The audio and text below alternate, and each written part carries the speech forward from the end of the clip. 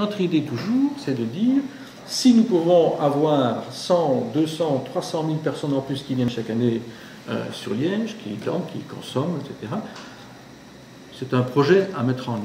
Bien.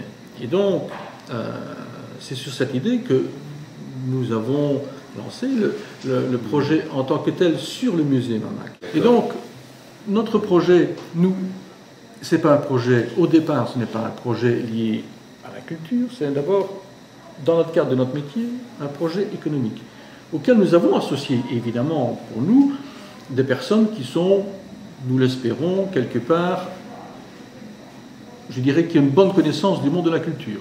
Roger Duet, pour nous, est quelqu'un qui a participé au projet. Bon, il y en a d'autres, on a cité Jean-Jacques Ayagon, on peut supposer qu'il s'y connaît un peu dans le monde de la culture, même si c'est sur des pans un peu particuliers. Donc nous sommes entourés d'un certain nombre de personnes. Donc pour l'instant, il y a un appel d'offres qui a été lancé, c'est un appel d'offres européen, dont le thème est de dire faites-nous des propositions d'activités culturelles pour les 10 prochaines années. Je précise aussi que nous avons proposé à la ville de Liège, et bien entendu comme ça se fait d'ailleurs dans d'autres activités, de créer une structure, les amis de la Bouvrie, on appelle ça comme ça, où des représentants de la ville de Liège et du monde, je dirais, de la culture à Liège soient présents afin d'évaluer, d'abord les propositions qui sont faites par les bureaux, chaque année, de voir la programmation. Alors je suis désolé, moi j'aime bien dire les choses claires, nettes et précises. Je crois qu'aujourd'hui, si on veut être une ville reconnue au niveau européen, il nous faut créer des événements de taille européenne. Qu'est-ce que vous appelez un événement de taille européenne? Je vais vous répondre. Je pense que fut un temps où on a fait de grandes expositions ici à Liège, dans des conditions parfois difficiles. Il y a 10 ans ou 15 ans, on a fait de belles grandes expositions ici à Liège. Je crois que c'est un peu ça que nous recherchons, c'est de pouvoir aussi recréer ce type d'événement, je dirais, encore à plus grande échelle. Donc d'amplifier ce qui s'est fait à ce moment-là, cette époque-là, et de voir quel est le retour par rapport à ça. Je crois que cette amplification doit amener aussi à ce que les visiteurs ne se contentent pas de visiter l'exposition, mais aussi au cursus. Pourquoi pas organiser des événements périphériques à ça? Comment avons-nous une réflexion dans les bâtiments annexes? Qu'est-ce qu'on va mettre dans ces bâtiments annexes? Est-ce qu'on peut imaginer que des artistes, une question qu'on a posée, mais les anciens bâtiments de l'RTBF, par exemple, est-ce qu'on peut imaginer des choses? Est-ce qu'on peut faire des liens avec tout ça? Ça aussi, ce sont des questions que l'on se pose. Et je pense que si un grand opérateur, un opérateur, je dirais qu'il y a des connaissances dans des réseaux internationaux, peut amener des événements à Liège, et que ces événements sont faits en coordination avec les artistes locaux, je crois qu'on peut gagner. Oui. Donc vous pensez que ce nouveau centre va dégager des synergies par rapport au monde artistique local? Oui, il y a des places réservées pour les artistes locaux. Alors justement, ces places, on ne les connaît pas. Où sont-elles? Il y aura des endroits réservés dans le bâtiment. On peut déjà les situer? Ça va faire partie de la discussion. La ville de Liège a demandé qu'il y ait des endroits réservés aux artistes locaux. Est-ce que ces endroits seront dans la cave ou à l'étage? On ne sait rien. Donc, je ne souhaite pas avoir au départ une indication sur un endroit bien précis. Je pense que il faut que les personnes qui vont diriger le centre aient une vision sur ce qui se passe à Liège, et en fonction des événements qui seront créés, voir avec qui ils peuvent associer leurs manifestations. D'accord. Donc je pensais que l'endroit était déjà plus ou moins prévu. Mais la ville de Liège avait organisé un endroit, on a décidé de laisser les choses beaucoup plus en négociation. Nous avons, je crois, toute une série de manifestations au niveau de Liège qui sont importantes, et je pense qu'elles pourraient encore être mises en valeur différemment. De nouveau, c'est un avis tout à fait personnel. C'est de faire redescendre l'art dans la rue. Il y a quelques manifestations qui se font chaque année, je crois qu'elles ont beaucoup de succès. C'est peut-être intéressant de voir comment on peut amplifier. Qu'est-ce que vous entendez par le mot art? Ce sont des œuvres qui sont implantées dans les quartiers importants, ce sont des artistes qui présentent dans la rue. Et on peut imaginer toute une série de choses. Parlons concrètement. Le MAMAG est un lieu extraordinaire, qui est jalousé par pas mal de monde en Belgique. Dans l'état où il est pour le moment, il est opérationnel, il suffirait d'une cafétéria, d'une bibliothèque, on fait venir du monde. Il est dans un lieu magnifique, nous avions une collection magnifique, on ne l'a plus. Est-ce qu'on n'a pas raté le coche quelque part? Est-ce qu'on peut rater le coche deux fois? Combien d'entrées par an? Combien d'entrées par an? Mettez-y une cafétéria, une bibliothèque, et alors on fera les comptes.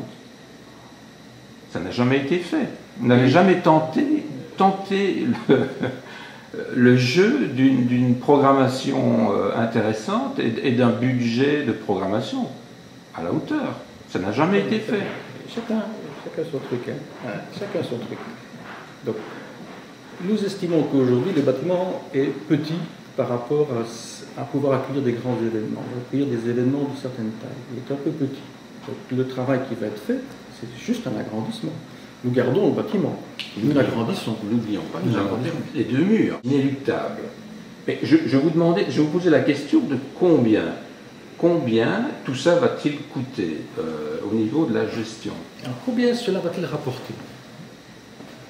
Ah non, mais attendez, il faut être clair. Oui. Vous posez une question. Qu'est-ce que vous attendez? Non, mais je vous réponds par une autre question. Combien est-ce que ça va rapporter? Qu'est-ce que vous attendez comme visiteurs par an? L'objectif est un minimum de 200 à 300 000 visiteurs par an. C'est-à-dire 200 à 300 000 visiteurs par an, c'est-à-dire des gens en plus de ce qu'il y a aujourd'hui, des gens en plus de ce qu'ils visitent.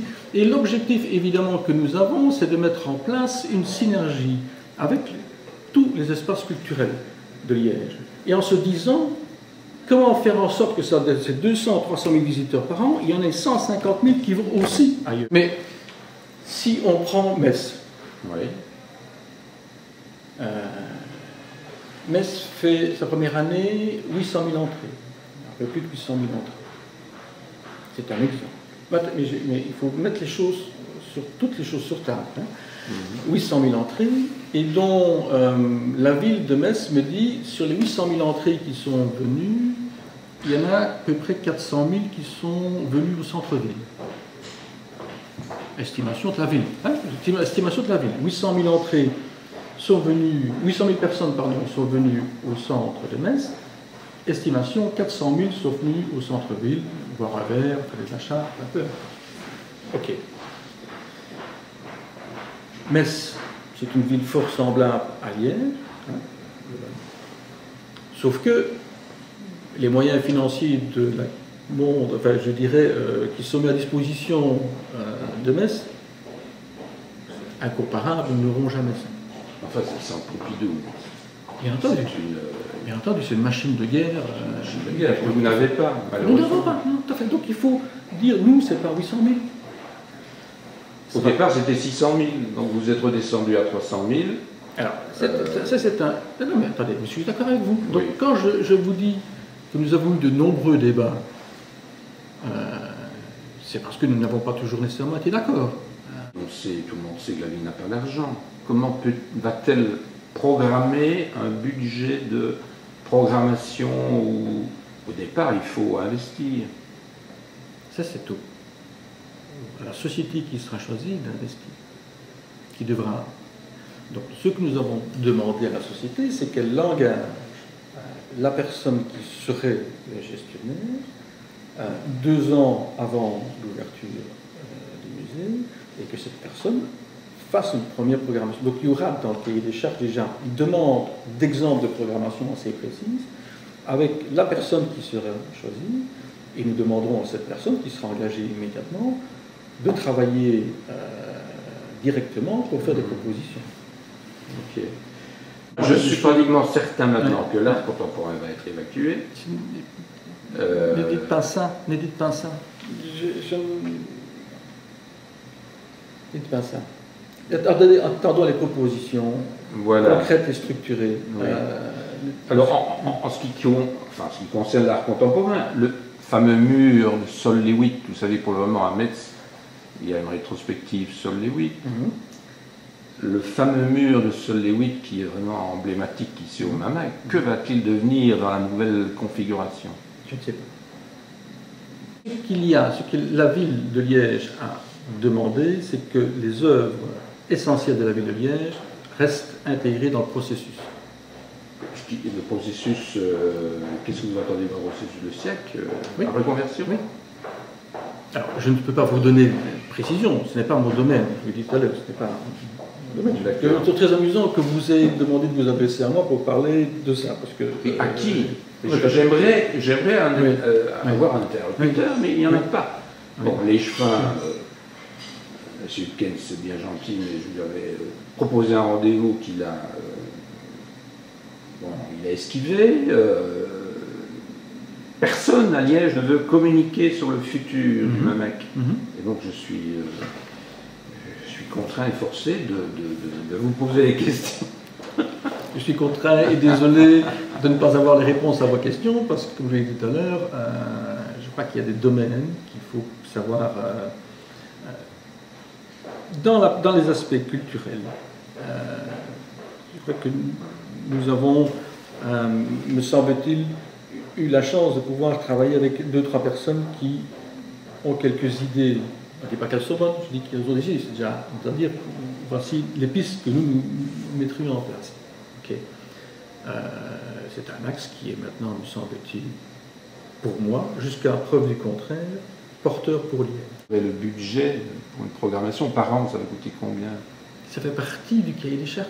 Ah voilà. Mais oui, ça fait partie. C'est-à-dire, quel budget que vous allez consacrer, le budget de l'entreprise va-t-elle mettre sur la table? Ah donc c'est le privé qui va arriver avec son argent. Bien entendu. Son argent privé. Oui, bien entendu. Ah d'accord. Bien entendu. Donc c'est une structure qui a déjà fonctionné comme ça en Europe? Il existe des endroits culturels qui ont déjà... Il existe des endroits qui fonctionnent comme ça. Ah bon? Où je n'en connais pas. Il y a quelques théâtres en France qui fonctionnent quasiment comme ça maintenant, qui appartiennent à la ville de Paris et qui ont, sur base d'une programmation, donc ils ont fait un appel d'offres, il y a eu une programmation, ils ont choisi, cette programmation-là nous convient, allez-y, c'est votre rôle de l'organiser, de la structurer. C'est pour ça, me semble-t-il, que la mise en œuvre de l'association Les Amis de la Bovry, ou du MAMAC ou du SIAC, je ne sais pas comment on va l'appeler, qui va reprendre les opérateurs politiques et culturels de Liège, on verra bien qui sera dedans, hein, et on va demander à l'opérateur privé de venir faire sa présentation chaque année en disant « voilà mon programme ». C'est ça. Et ce contrat d'une durée de 10 ans, à une première échéance, on peut dire à un moment donné, écoutez, franchement, ça ne fonctionne pas votre truc, hein, on n'est pas d'accord. Voilà, il y a des étapes comme ça qui sont... Et qui fait partie de ce comité de la Bovry là? Il faut d'abord qu'il soit créé. Il n'est pas encore créé. Non, donc ça a été, dans nos recommandations, ça a été mis dans notre document de recommandation. Nous, ce qu'on nous a dit, il nous semblerait normal d'y avoir des représentants du monde politique et des représentants du monde ou des mondes culturels de Liège. Ouais. D'accord. Ce n'est pas à moi. Il n'y a pas encore de... Mais je crois que ce site est extraordinaire. Et donc, mais non, mais je crois qu'il y a la place. Il est fantastique. Il ne demande pas grand-chose. Il a déjà tout pour lui. Exactement. Il suffit de le rendre... Encore une fois, de choisir la bonne personne pour le conduire. Oui. Et si nous choisissons la bonne personne pour le conduire, et si en même temps cette bonne personne vient avec des projets, et si cette personne dit, moi, si ce projet, je peux encore en plus le rentabiliser, c'est pas intéressant? Oui, c'est intéressant à partir du moment où vous lui donnez la liberté de faire la programmation qu'il désire. Si vous êtes derrière lui pour le... Est-ce qu'à un moment donné, dans le monde de la culture, on peut faire confiance aux autres? Je pense. Ben oui. J'ai quelques doutes parfois. Je pense que sans risque... J'ai quelques doutes parfois. Vous avouez, franchement, j'ai quelques doutes.